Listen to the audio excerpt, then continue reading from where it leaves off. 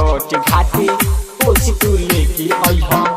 मिलके और हदी हल जाई सैया एक साथे कोसी तू लेके अइहा हम दौड़ा लेके चलो तानी छोट घाटे कोसी तू लेके अइहा मिलके और हदी हल जाई सैया एक साथे कोसी तू लेके अइहा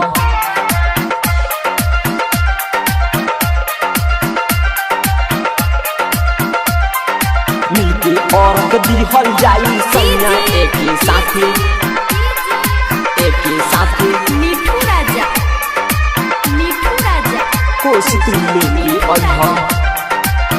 कोसी तू लेके अइहा राजा पटसोनी दौरा मंगाइब हम कोसी सरी आइब हो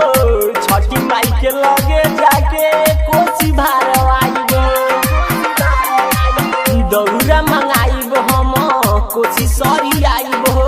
छठी माई के लगे जाके कोसी भारवाइब तोहे दिहलनवा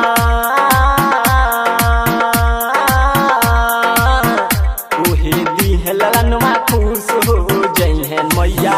कोसी तू लेके अइहा हम दौड़ा लेके चलो तानी छठ घाटे कोसी तू लेके अइहा मिलके और हक दिहल जाई सैया एक साथे कोसी तू लेके अइहा मिलके और हक दिहल जाई सैया एक साथे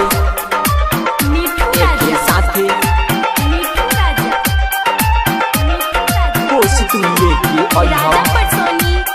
कोसी तू लेके अइहा उगे है ना सूरज देव आगे गादिया राइटर बोला सैया कोसी लेके जाई उगी है न सूरज देव अरे गादिया धर्मवीर प्रेमी सैया कोसी लेके जाई धनीलाल प्रेमी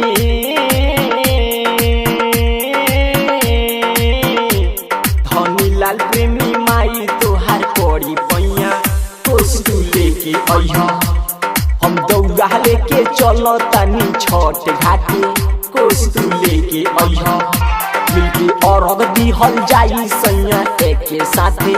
कोसी तू लेके अइहा हम दौड़ा लेके चलो तानी छठ घाटे कोसी तू लेके अइहा सरस्वती रिकॉर्डिंग स्टूडियो छावनी बेतिया